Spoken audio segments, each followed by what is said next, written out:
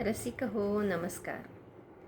मनस्पर्शी साहित्य परिवार आयोजित एक पान कवितेचे विशेष कविता रसग्रहण उपक्रमात मी कवयित्री लेखिका सौ रेणुका धनंजय मार्डीकर, राहणार औसा, जिल्हा लातूर, मनःपूर्वक स्वागत करते.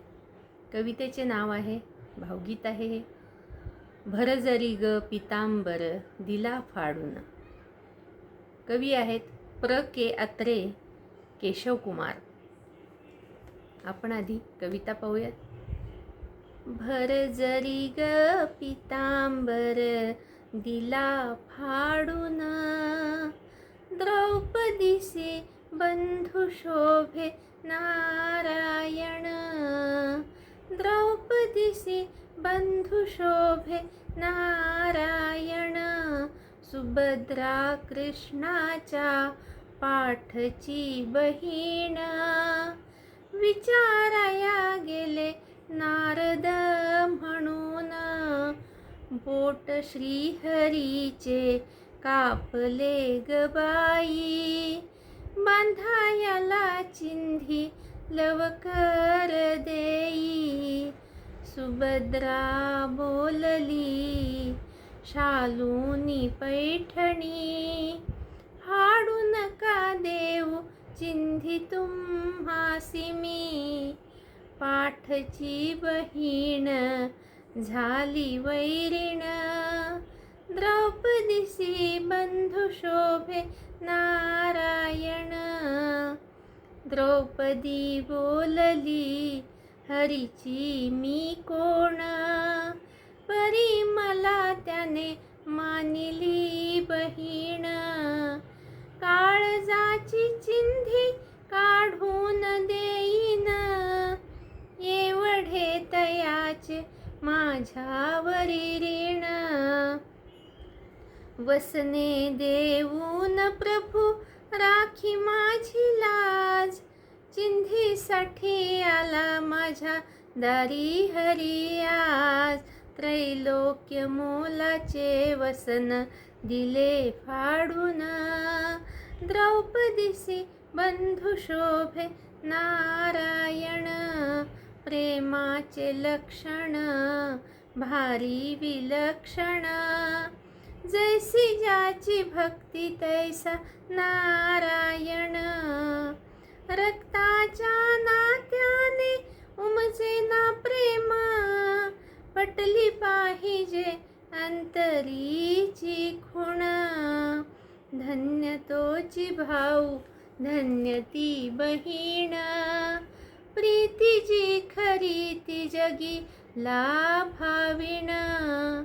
चिंधी पाहून हरी झाले प्रसन्न, द्रौपदीसी बंधू शोभे नारायण. भरजरी ग पितांबर दिला फाडून, द्रौपदीसी बंधू शोभे नारायण. आचार्य प्रल्हाद केशव अत्रे हे महाराष्ट्रातील अत्यंत प्रभावशाली, बहुआयामी आणि झंझावाती व्यक्तिमत्व होते. साहित्यिक, नाटककार, पत्रकार, शिक्षणतज्ज्ञ, चित्रपट निर्माते आणि उत्तम वक्ते म्हणून त्यांनी मराठी संस्कृतीवर अमिट ठसा उमटवला. संयुक्त महाराष्ट्र चळवळीतील त्यांच्या योगदानामुळे त्यांना मराठीचा बालेकिल्ला मानले जाते.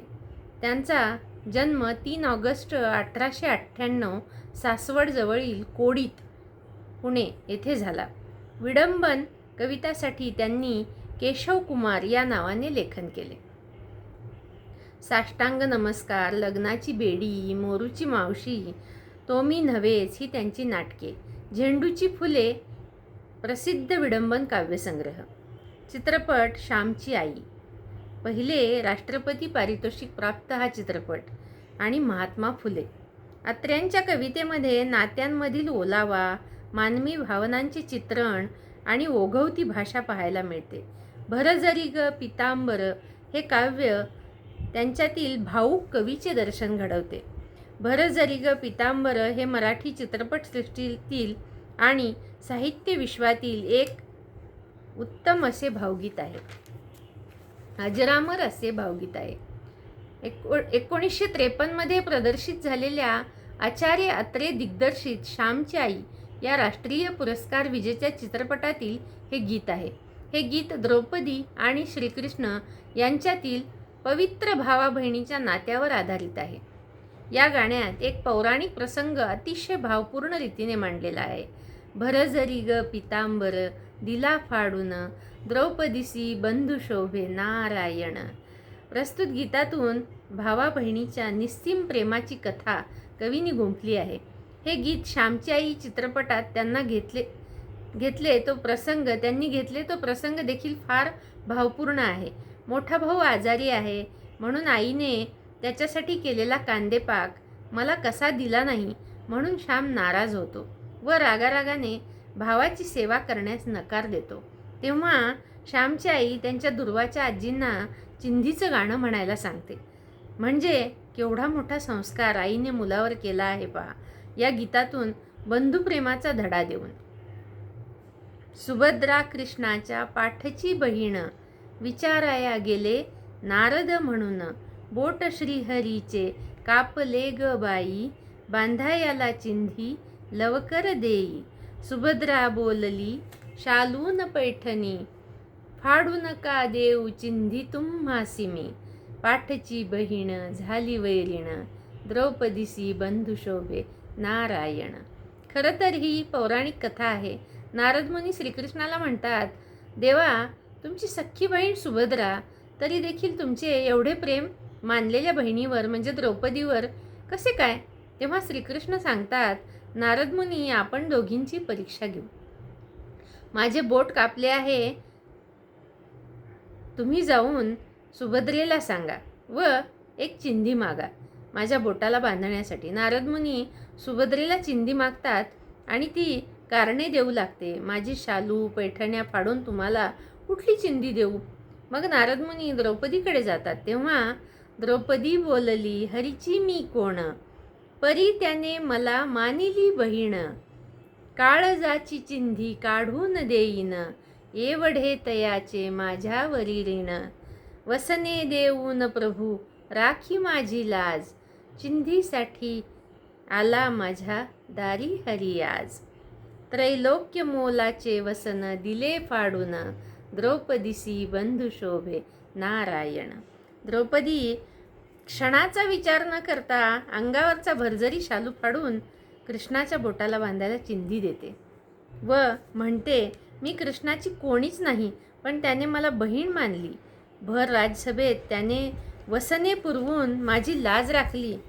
तो हरी आज माझ्याकडे एक चिंधी मागत आहे. मी किती भाग्यवान आहे. यातून द्रौपदीची भक्ती आणि कृष्णाप्रती बंधुप्रेम दिसून येते. प्रेमाचे लक्षण भारी विलक्षण जैसी ज्याची भक्ती तैसा नारायण. रक्ताच्या नात्याने उपजेना प्रेम पटली पाहिजे अंतरीची खूण. धन्य तोची भाऊ धन्य ती बहीण प्रीती जी करी जी जगी लाभाविण. चिंधी पाहून हरी झाले प्रसन्न द्रौपदीसी बंधू शोभे नारायण. शेवटच्या कडव्यात कवी खऱ्या प्रेमाचे लक्षण सांगतात. कुठल्याही लोभाशिवाय जे प्रेम केले जाते ते खरे प्रेम असते.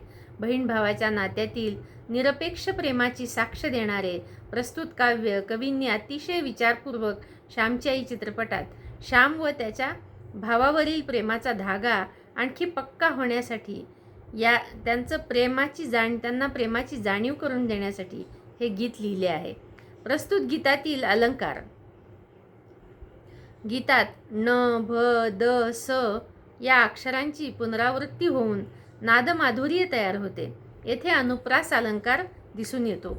द्रौपदीची व्यथा, श्रीकृष्णाचे प्रेम आणि धाकट्या सुभद्रेचा स्वभाव याचे अत्यंत नैसर्गिक आणि जिवंत वर्णन म्हणजे स्वभावोक्ती अलंकार.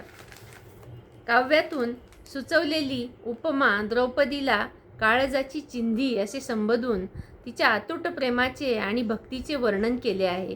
ही एक प्रकारची रूपकात्मक उपमा आहे. गीताच्या लेखनशैलीची वैशिष्ट्य लोकगीताचा बाज आणि साधेपणा. या गीतामध्ये आपल्याला लोकगीताचा बाज दिसतो. या गीताची रचना लोकगीताच्या धर्तीवर करण्यात आली आहे. हे गीत भावपूर्ण आणि आर्तता दाखवते. बंधू भगिनीच्या पवित्र प्रेमाचे दर्शन यात घडते. गीतात पौराणिक संदर्भ आणि मानवी नाते याचा परस्पर संबंध दाखवला आहे. गाण्याची संवादात्मक शैली, गाण्यामध्ये संवादाचा वापर केला आहे. उदाहरणार्थ सुभद्रा बोलली, द्रौपदी बोलली, ज्यामुळे गाणे अधिक जिवंत वाटते. हे गीत बंधू भगिनीच्या प्रेमाचे, त्यागाचे आणि समर्पणाचे उदात्त उदाहरण म्हणून समोर येते. प्रस्तुत कवितेचे मी केलेले रसग्रहण आपणास कसे वाटले ते नक्की लाईक शेअर करून सांगावे आणि यूट्यूबवर कमेंट करायला विसरू नये. आणि हो, मनस्पर्शीच्या यूट्यूब चॅनलला सबस्क्राईब करायला विसरू नये. धन्यवाद.